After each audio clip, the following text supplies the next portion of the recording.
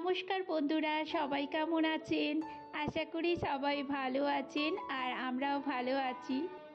আজকে শুক্রবার, সকালবেলা ঘুম থেকে উঠে একটু ফ্রেশ হয়ে ঘরের কিছুটা কাজ হয়েছে আর এখন একটু ব্যালকনিতে এসে দাঁড়িয়েছি।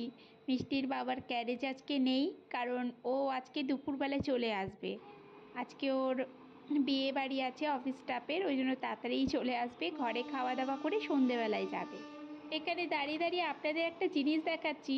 আমাদের ভাইজ্যাকের এটা লোকাল ট্রেন, দেখুন কেমন জানলাগুলো ছোট ছোট। কিন্তু আমাদের বেঙ্গলে এরকম ছোট ছোট মানে জানলা থাকে না, বেশ বড় বড়ই থাকে। আর লোকাল ট্রেনগুলো খুব খোলামেলা থাকে। চলে এলাম রান্নাঘরে। দুদিন হলো মাশরুমটা এনেছে, ভাবছি আজকে রান্না না করলে এটা খারাপই হয়ে যাবে, একটু কালচে কালচে ধরে যাচ্ছিল।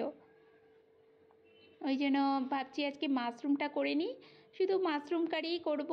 কারণ মিষ্টির বাবা বলেছে বেশি হিজিবিজি করবে না, শুধু প্লেনের মধ্যে কিছু খাবারগুলো করো, একটু এই তরকারিটা করব আর কিছু সেদ্ধগুলো দিয়ে দেবো। আজকে মিষ্টিরও মানে পেটটা ঠিক নেই বলে ওকে স্কুলে পাঠাইনি। ওকে এখন স্নান টান করিয়ে দিয়েছি, করিয়ে একটু পড়তে বসাবো। মিষ্টি এখন ঘরেই আছে। এখন একটু ওকে স্নান করিয়ে দিয়েছি, খেলছে, খেলুক, পরে ওকে পড়তে বসাবো। এখন বেশি বেলা হয়নি, 10:30টার মতন বাজে। আজকে যেহেতু সকাল সকাল উঠেছি, সমস্ত কাজগুলো হয়ে গেছে। পুজোটা মিষ্টির বাবাই দিয়ে গেছে, আমি এখন 4 দিন পারবো না, ওই জন্য ও দিয়ে গেছে। মাশরুমটা একটু মাখা মাখা ঝোলের মতন করব, একদম ঝোল থাকবে না, আবার একদমও শুকনো থাকবে না। একটু সর্ষে তেলের মধ্যে পেঁয়াজ দিয়েছি আর রসুন থেতো করে দিয়েছি। আমার মিক্সিটা মানে ওই গ্রাইন্ডারটা এখনও ঠিক করা হয়নি। মিষ্টির বাবা টাইম পাচ্ছে না সন্ধেবেলায়, ওই জন্য হয়নি, ওই জন্য হাতেই থেতো করে দিলাম। আর পেঁয়াজ রসুনটায় ভালো করে ভাজা হয়ে গেলে একটু জিরে গুঁড়ো, ধনে গুঁড়ো, লঙ্কা গুঁড়ো, ঘরোয়া চা মশলা, সেটা একটু জলে গুলে দিয়েছিলাম।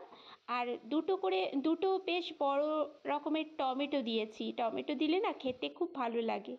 আর এখনের টমেটোগুলো কেমন কি জানি, একটু শক্ত শক্তও আছে, খারাপ লাগবে না, বেশ ভালোই লাগে। একটু ক্রাঞ্চি ক্রাঞ্চি থাকলেও টমেটোগুলো কিছু কিছু। কাঁচা লঙ্কা দিয়েছি বেশি করে। মশলাটা বেশ ভালো করে কষিয়ে নিয়েছি, না হলে আর এই মাশরুম দেওয়ার পরে জল বেরিয়ে যায়। এখন মাশরুমটা দিয়ে বেশ ভালো করে নেড়ে ওরকমই রেখে দেবো। খোলা অবস্থায় দেখুন কতটা জল বেরিয়ে গেছে। তাতে একটু সামান্য গরম জল দিলাম, বেশি দেব না। দিয়ে এবার বেশ একটু গরম মশলা গুঁড়ো দিয়ে দিলাম। এবার ভালো করে একটু ফুটুক। ওটা মাশরুমটা হালকা মানে এটা তো একদম গলে যায় না, সেদ্ধ হয় না একদম, একটু ক্রাঞ্চি ক্রাঞ্চি থাকে। হয়ে গেছে তরকারিটা, নামিয়ে দিলাম। খুব সুন্দর খেতে হয়েছিল তরকারিটা। এখন একটু দুধ আনতে গেছিলাম নিচে, এলাম। আর কালকে টিফিনটা খাইনি এখনও, মিষ্টির বাবাকে দই ভাত দিয়ে দিয়েছিলাম, ও খেয়ে গেছে। আর এখন আমি একটু কালকে না ওই সেদ্ধ পুলি করেছিলাম, সেটাই এখন গরম করতে বসিয়েছি। ওটা এখন আমি ব্রেকফাস্টে খাবো।